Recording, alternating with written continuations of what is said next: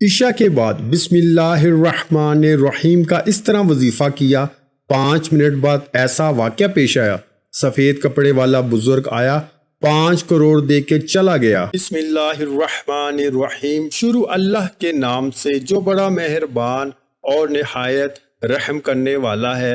السلام علیکم ورحمۃ اللہ وبرکاتہ۔ محترم ناظرین کرام، رات کو سونے سے پہلے زندگی میں صرف ایک بار یہ تسبیح کر لو، میری گارنٹی ہے کہ صبح اٹھتے ہی سارا دن آپ کو غیب سے ڈھیروں پیسے ملتے رہیں گے اور ہر کوئی آپ کا ادب کرے گا کہ آپ خود بھی حیران رہ جاؤ گے۔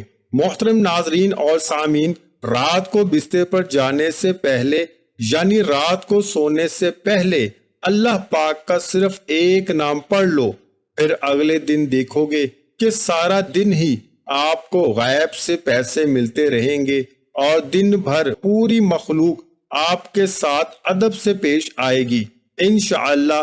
مگر میرے اس وظیفے پر یقین صرف وہی لوگ کریں گے جو کہ خود ہی اس کو پڑھ لیں گے اور اس وظیفے کو کریں گے۔ انشاءاللہ آپ کو بے پناہ مال و دولت ملے گی اور آپ کے تمام مسئلے دیکھتے ہی دیکھتے حل ہو جائیں گے، کیونکہ اللہ پاک کی ذات بہت نوازنے والی ہے، اللہ پاک کی ذات بہت رحیم ہے، وہی رحمان ہے، دنیا میں بھی ہم پر رحمت کرتی ہے اور انشاءاللہ آخرت میں بھی ہم پر رحمت ہی کرے گی۔ ایک حدیث پاک کا مفہوم ہے کہ حضرت عبداللہ بن عباس رضی اللہ تعالی عنہ سے روایت ہے کہ آپ صلی اللہ علیہ وآلہ وسلم نے فرمایا، اللہ تعالیٰ نے فرشتوں کو نیکیاں اور برائیاں لکھنے کا حکم دیا، اس طرح کہ جو شخص بھی نیکی کا ارادہ کرتا ہے مگر کسی وجہ سے اس پر عمل نہ کر سکے تو پھر بھی اللہ تعالیٰ اسے پوری نیکی شمار کر لیتا ہے، اور جو شخص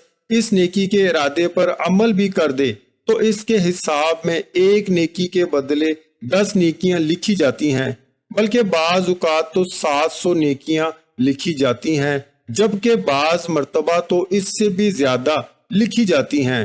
لیکن اس کے برعکس جو شخص برائی کا صرف ارادہ کرے مگر کسی مجبوری کی وجہ سے اس برائی کو عمل میں نہ لا سکے، یعنی اللہ کے خوف سے یا کسی اور وجہ سے، تو اللہ تعالیٰ کے ہاں اس کے حساب میں گناہ نہیں لکھا جاتا، اور جو شخص برائی کا ارادہ کر کے پھر اسے عمل میں بھی لے آئے تو صرف ایک برائی اس کے نامہ اعمال میں لکھی جاتی ہے۔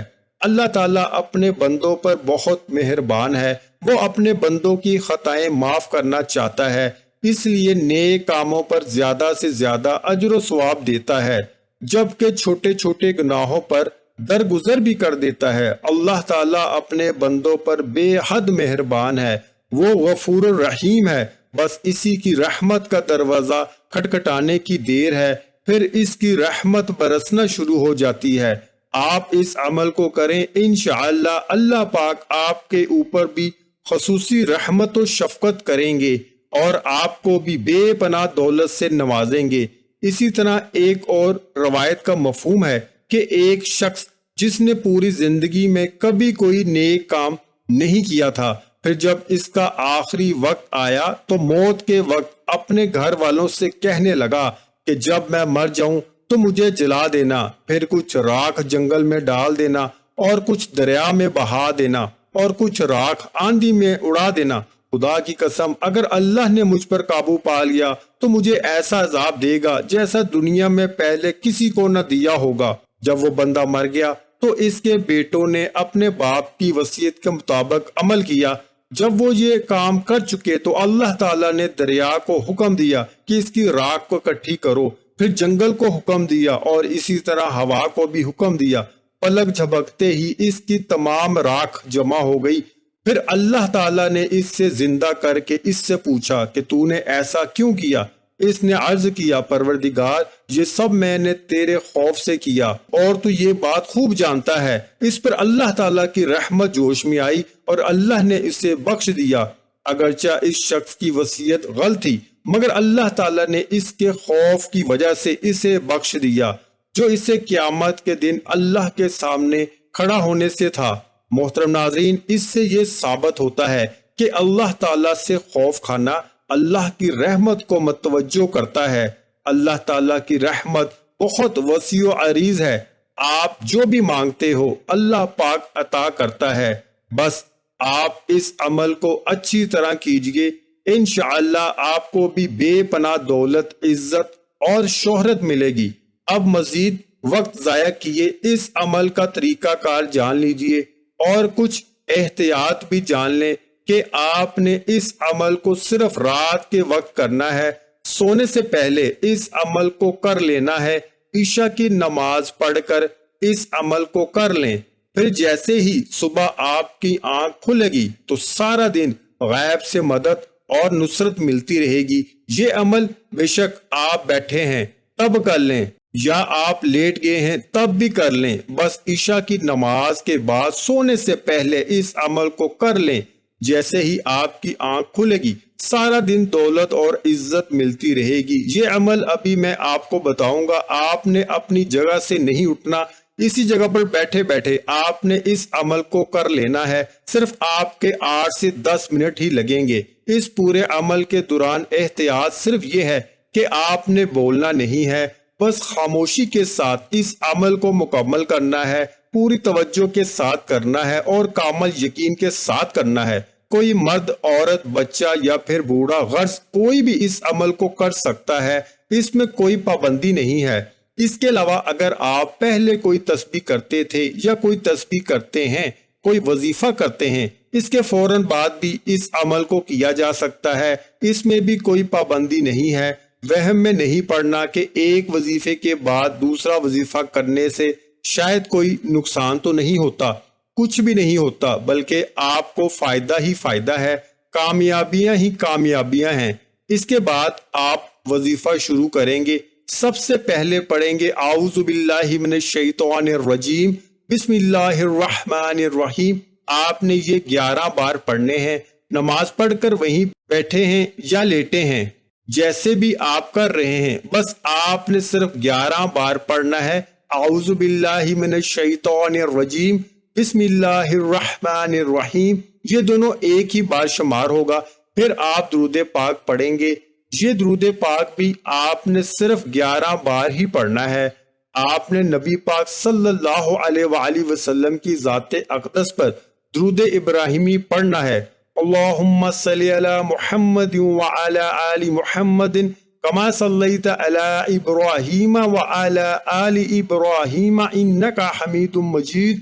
اللہم بارک علی محمد وعلی آل محمد کما بارکت علی ابراہیم وعلی آل ابراہیم انکا حمید مجید۔ اگر میرے کسی بہن بھائی کو یہ درود ابراہیم نہیں آتا تو وہ کوئی سا بھی درود شریف پڑھ سکتا ہے، یا صرف اتنا بھی کہہ سکتا ہے صلی اللہ علیہ وآلہ وسلم۔ پھر یہ وظیفہ پڑھنے کا طریقہ کار جان لیں۔ اگر آپ کے آس پاس تسبیح ہے تو آپ اسے اٹھا کر اس کے اوپر شمار کر سکتے ہیں، اگر تسبیح نہیں ہے تو آپ ہاتھ کی انگلیوں کے اوپر بھی شمار کر سکتے ہو، اس میں کوئی پابندی نہیں ہے، بس آپ نے تعداد پوری کرنی ہے۔ پھر آپ نے پڑھنا ہے بسم اللہ الرحمن الرحیم یا ربنا، بسم اللہ الرحمن الرحیم یا ربنا، یہ ایک ہی بار میں شمار ہوگا، بسم اللہ الرحمن الرحیم یا ربنا۔ آپ نے یہ 80 بار پڑھنا ہے، یعنی کہ 80 بار بسم اللہ الرحمن الرحیم یا ربنا۔ میں آپ کو اچھی طرح سمجھا رہا ہوں تاکہ آپ کے ذہن میں کوئی وہم یا شک نہ رہے۔ انشاءاللہ اس عمل کی برکت سے اللہ پاک آپ کے اوپر خصوصی رحمت اور شفقت والا معاملہ کریں گے، آپ کو بے پناہ دولت سے نوازیں گے۔ انشاءاللہ جو بھی آپ کے مسائل ہوں گے دولت کے، وہ دیکھتے ہی دیکھتے حل ہو جائیں گے، بھلے آپ دن بھر پریشان رہتے ہوں، اور جو بھی آپ کی مشکلات ہیں انشاءاللہ اللہ پاک کے حکم سے وہ جلد ہی دور ہو جائیں گی۔ اس کے بعد آپ نے پڑھنا ہے اللہ اکبر، صرف 21 ہی بار آپ نے یہ پڑھنا ہے۔ ویسے تو ہر انسان کو چاہیے کہ وہ ہر وقت اللہ پاک کا ذکر کرتا رہے، مختلف تسبیحات کرتا رہے، لیکن یہ اس عمل کا حصہ ہے۔ 21 بار آپ نے اللہ اکبر کی تسبیح لازمی کرنی ہے۔ اس کے بعد آپ پھر درود پاک پڑھیں گے، اللہم صلی علی محمد وعلی آل محمد کما صلیت علی ابراہیم وعلی آل ابراہیم انک حمید مجید، اللہم بارک علی محمد وعلی آل محمد کما بارکت علی ابراہیم وعلی آل ابراہیم انک حمید مجید۔ آخر میں بھی آپ نے یہ درود پاک 11 ہی بار پڑھنا ہے، اور اگر کسی میرے بہن بھائی کو یہ درود پاک نہیں آتا تو وہ کوئی سا بھی درود شریف پڑھ سکتا ہے، یا پھر اتنا بھی کہہ سکتا ہے صلی اللہ علیہ وآلہ وسلم۔ اس کے بعد آپ نے دعا بھی خوب دل لگا کر مانگنی ہے۔ دعا کا طریقہ یہ ہے کہ آپ نے دعا میں یہ کہنا ہے کہ اے اللہ مجھے اپنے غیبی خزانوں سے رزق عطا فرما، اے اللہ مجھے غیبی خزانوں سے دولت عطا فرما۔ آپ نے اس طرح اچھی طرح دعا مانگنی ہے، انشاءاللہ اللہ پاک آپ کے اوپر رحمتیں اور برکتیں نازل کریں گے، اور اللہ پاک آپ کو دولت سے نوازیں گے۔ اللہ تعالی ہم سب کی تمام پریشانیاں مشکلیں ختم فرمائے اور ہمیں 5 وقت کا نمازی بنائے۔ ویڈیو اچھی لگی ہو تو ویڈیو کو لائک کر دیں۔ مزید اسلامک وظائف سننے کے لیے ہمارے چینل کو لازمی سبسکرائب کر دیں۔ محترم ناظرین کرام، اپنے رزق میں برکت، وسعت اور کشادگی کے لیے اللہ کے 99 ناموں میں سے ایک نام کمنٹ سیکشن میں لازمی لکھ دیا کریں۔ میں اکثر کہتا ہوں کنجوسی مت کیا کریں، کیونکہ جب اللہ پاک سے مانگنے کی باری آتی ہے تو ہم کروڑوں بھی نہیں اربوں مانگتے ہیں، اور اللہ پاک کا ایک نام لکھنے میں سوچ میں پڑ جاتے ہیں۔ تو جب اللہ پاک نے ہی ہماری ہر مشکل دور فرمانی ہے، اور بے شک وہ دور فرماتا ہے، تو اللہ پاک سے محبت کے اظہار کے لیے ایک نام کمنٹ سیکشن میں لازمی لکھ دیا کریں۔ جزاک اللہ۔